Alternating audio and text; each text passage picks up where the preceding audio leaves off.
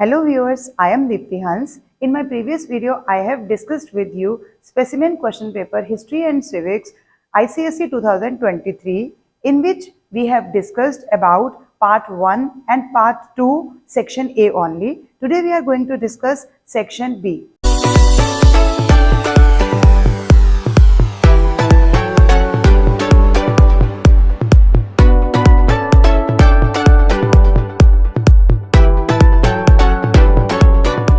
Part 2, Section B comprises of total 5 questions, out of which 3 questions of history and 2 questions from contemporary world.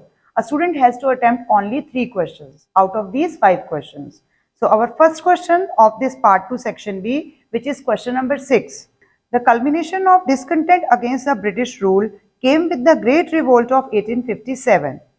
With reference to this, answer the following questions. Our first question is, what was the doctrine of lapse?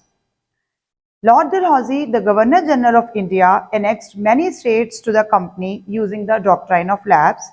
According to it, heirs adopted without the consent of the company could inherit only the private property of the deceased ruler and not his territory, which would come under the company's rule.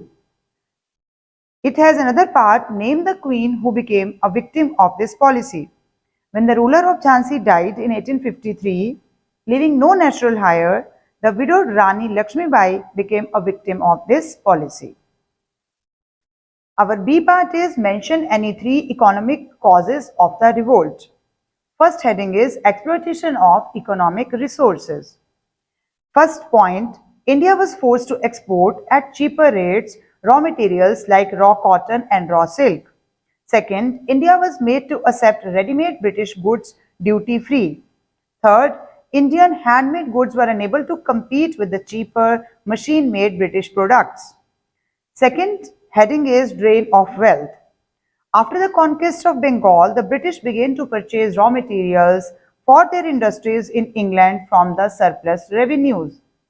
Second, the process of plundering India's raw materials, resources and wealth by Britain started.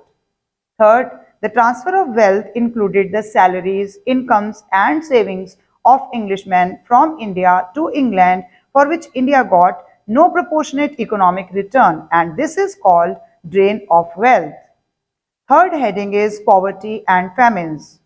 Due to economic decline of peasantry and landed aristocracy, drought and natural calamities like famines ravaged in the country in the second half of the 19th century.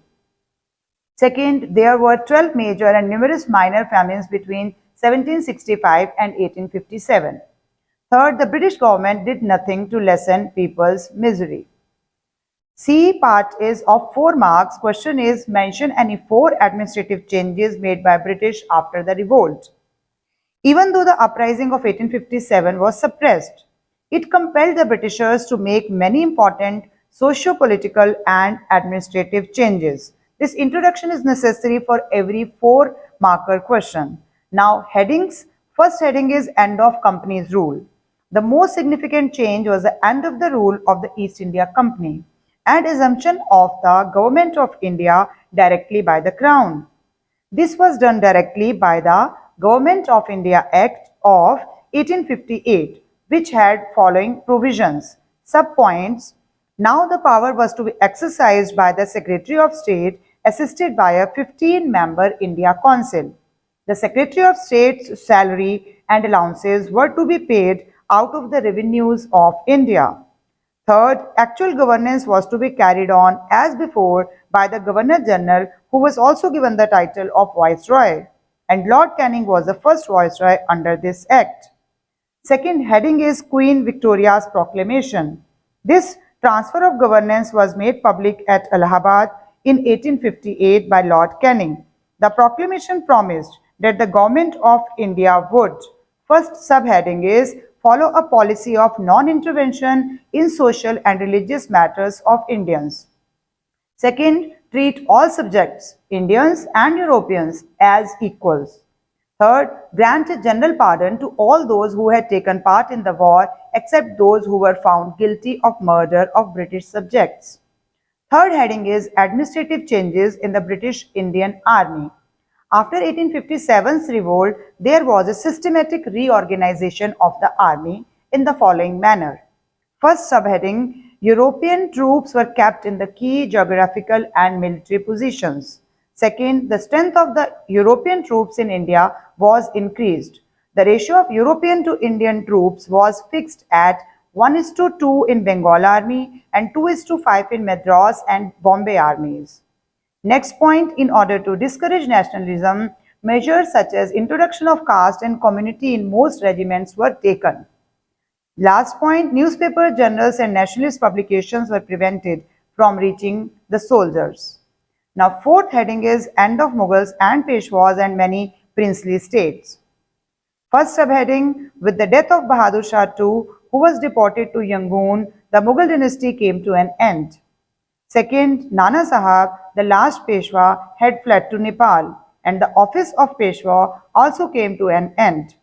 Third point, the Indian princes willingly became junior partners or agents of the British Crown because they were promised that they would continue as rulers of their states. Coming to second question of this section, which is question number 7, with reference to the first and second phase of the Indian national movement, answer the following. Our first part is what was the objective of assertive nationalists and mention any two contributions of Bal Gangadhar Tilak. First, the main objectives of the assertive nationalist was the immediate attainment of Swaraj. This means complete independence and not just self-government. Now, contributions of Bal Gangadhar Tilak. He is known as the father of assertive nationalism. First heading is demand for Swaraj. Tilak was the first to openly declare the demand for Swaraj. He said, "Swaraj is my birthright and I shall have it." He was the first nationalist leader who sought close contact with the masses. He organized many akhadas and lati clubs where physical training was imparted to inculcate courage, self-defense and patriotism. Second heading is established Home Rule League. Tilak set up a Home Rule League at Pune in 1916 to attain self-government within the British Empire by constitutional methods. Third is preached nationalism. In 1893, Tilak started using the traditional religious Ganpati festival to propagate nationalist ideas and started the Shivaji festival to encourage young Maharashtrians. He also started two newspapers, Maharata in English and Kesari in Marathi. Our second part of this question number 7 is who partitioned Bengal and state any two actual reasons behind the partition.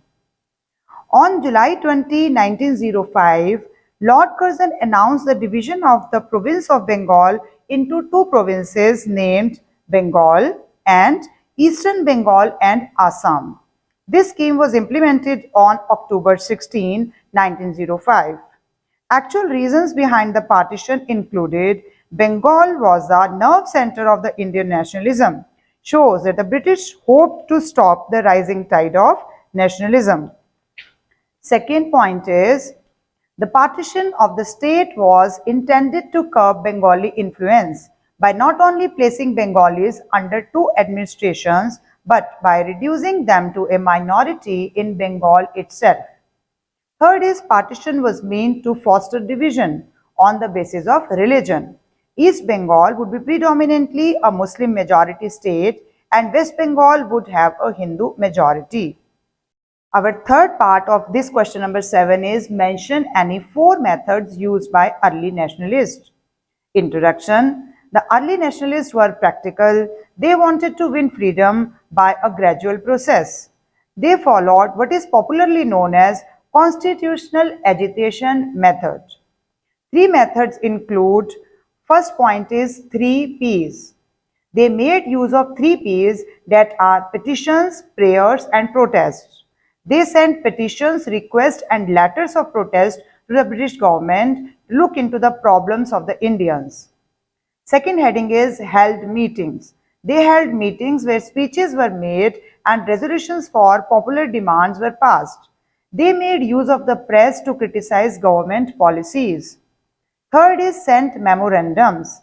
They sent memorandums and petitions to government officers, and the British Parliament.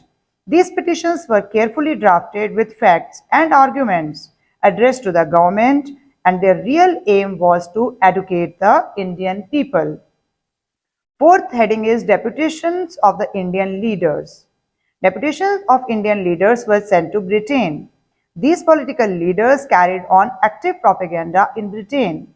For example, Dadabhai Naoroji spent a major part of his life in Britain to create awareness among British people and politicians about the plight of Indians. Last heading is a British committee was set up. A British committee of the Indian National Congress was set up in London in 1889, who published a weekly journal named India to present India's case before the British public. Question number 8. The mass phase of the national movement led to the freedom of India. With reference to this phase, answer the following questions. Our first question is, what were the causes of the civil disobedience movement? And second part of this question is, name the march which marked the beginning of this movement. Now, the civil disobedience movement was started by Gandhiji in March 1930 in accordance with the decision taken at the Lahore session of the Congress. Now, causes. First heading is Simon Commission. It was an all-British commission appointed in November 1927 to investigate the need for further constitutional reforms in India. The absence of Indians in the commission was seen as an insult, and they decided to boycott the commission at every stage and in every form. Second heading is Demand for Purna Swaraj. British government did not accept the Nehru report, and the Congress passed the Purna Swaraj resolution at its Lahore session in 1929. The resolution declared Purna Swaraj to be the objective of the Congress. Gandhiji started the movement with his famous Dandi March from the Sabarmati Ashram to Dandi on the Gujarat coast on March 12, 1930. Here, I need to mention that every question has two parts. You need to write them carefully. Please don't ignore the second part of the question. Like in this question, name the march, it is the second part of the same question. So by mistake, please don't leave this part. Now, second part is mention any three causes of the non-cooperation movement. Gandhiji turned from a cooperator to a non-cooperator and decided to start the non-cooperation movement, which is a way of protesting in which one does not cooperate with the evil doer. Causes that led to non-cooperation movement are: first is Khilafat movement. It was started by Ali brothers in August 1920 for the preservation of the office of Khalifa, the religious head of the Muslims. Gandhiji combined the Khilafat movement with the non-cooperation movement as he saw in this an opportunity to unite the Hindus and the Muslims. Second is Rowlatt Act. It was passed in March 1919, which gave extraordinary powers to the British to imprison any person without trial and convict him in a court. The act came like a sudden blow to the Indians who were expecting self-governance. Gandhiji's appeal to the Viceroy to withhold his consent was ignored. So he started Satyagraha as a challenge to the government. No appeal, no vakil, no dalil is Rowlatt Act. Now, C part is Jallianwala Bagh tragedy. Large peaceful crowd gathered at the Jallianwala Bagh in Amritsar on April 13, 1919 to protest against the arrest of the leaders like Dr. Saifuddin Kishliu and Dr. Satyapal. General Dyer surrounded the Bagh with his soldiers and ordered them to shoot at the crowd. The British government refused to make the amends for the atrocities in Punjab. So these were the causes. Now, third, last part of this question of 4 marks is mention any 4 clauses of the Mountbatten Plan. For the purpose of taking necessary steps for the transfer of power to the Indians, Lord Mountbatten was appointed the Viceroy. He put his plan for the partition of India and announced it on June 3, 1947. The main clauses of this plan included the following. First heading is partition. The country would be divided into 2 dominions, India and Pakistan. Second, relations with the 2 new dominions. It was for the 2 dominions to decide what relations they would have with the British Commonwealth and with each other. Third heading is a boundary commission. The plan provided for the creation of a boundary commission to settle the boundaries of the two dominions in case partition was decided upon. Next heading is princely states. The treaties with princely states would come to an end.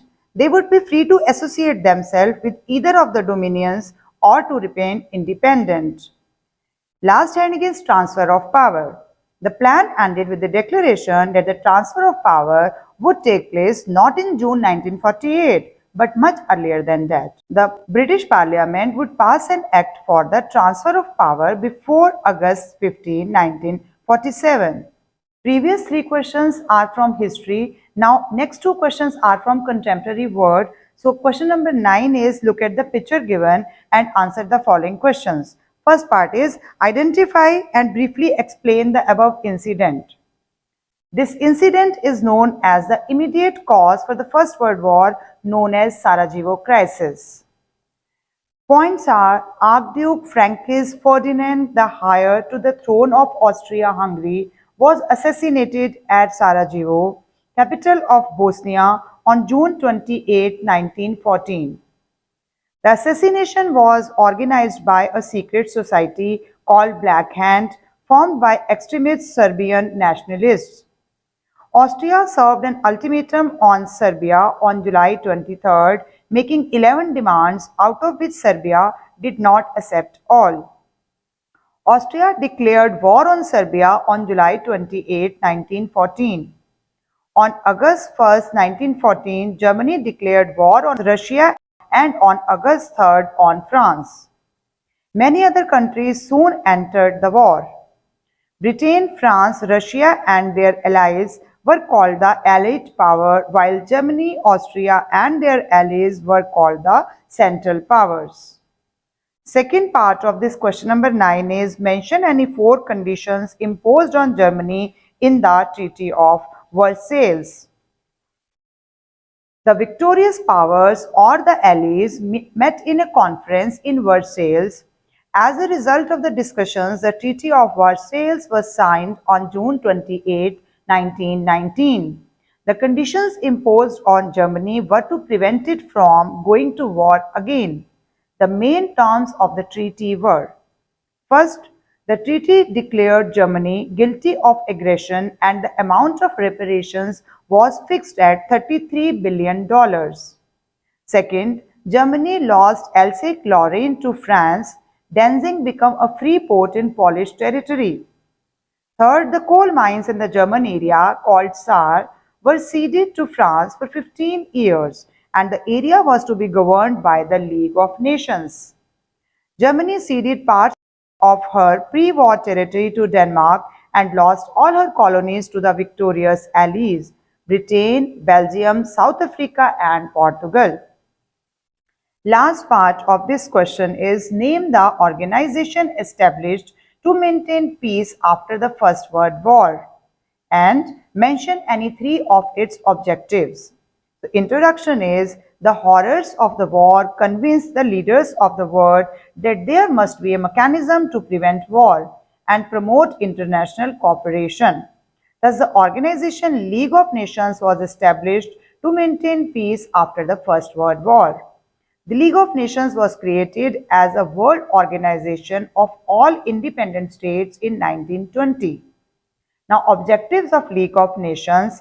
First heading is restriction on secret treaties and alliances.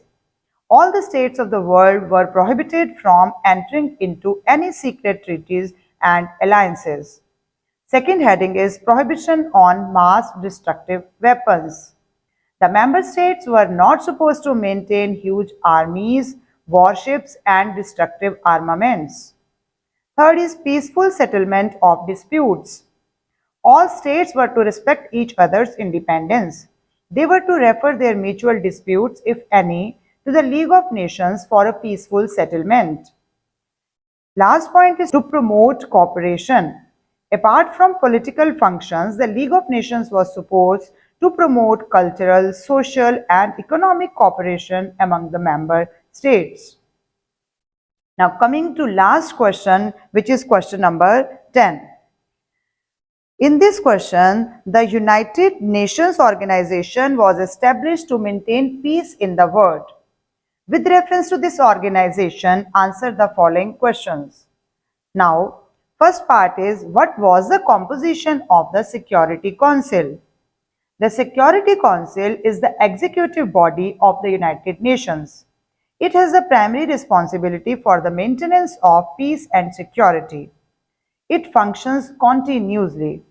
Its composition is, it is the heading composition. Now points. The council consists of 15 members. A representative of each of its members must be present at all times at the United Nations headquarters. Second, it has 5 permanent members: China, France, Russia, Britain, and the United States of America.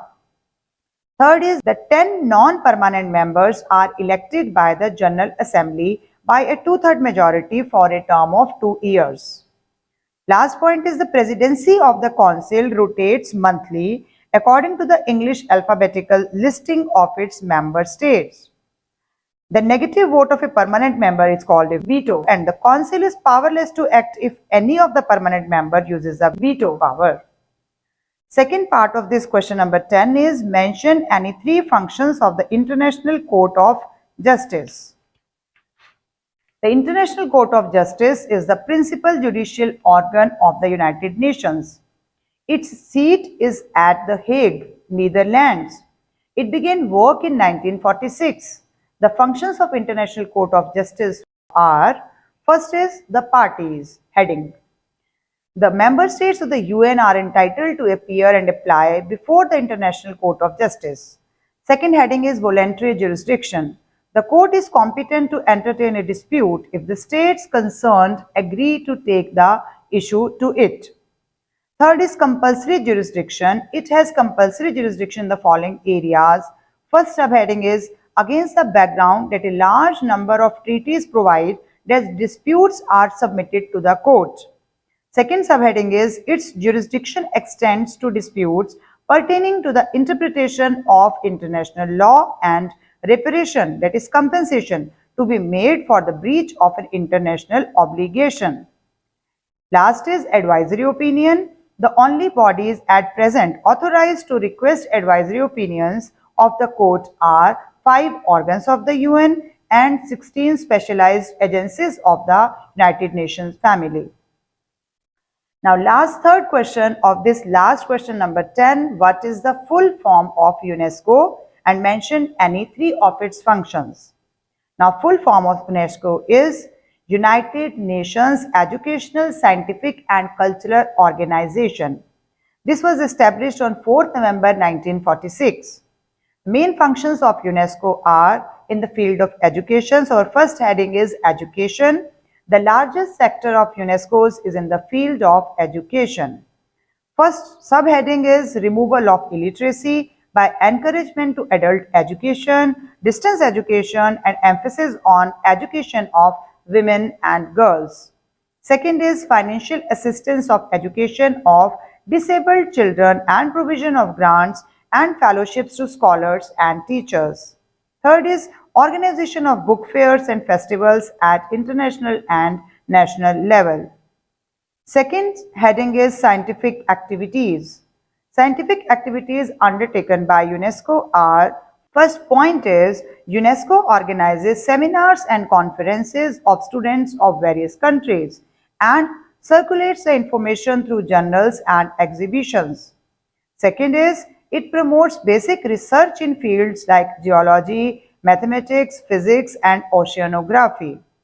Third is, it encourages the study of social sciences in order to focus attention on combating all forms of discrimination, improving the status of women, and helping them solve their problems.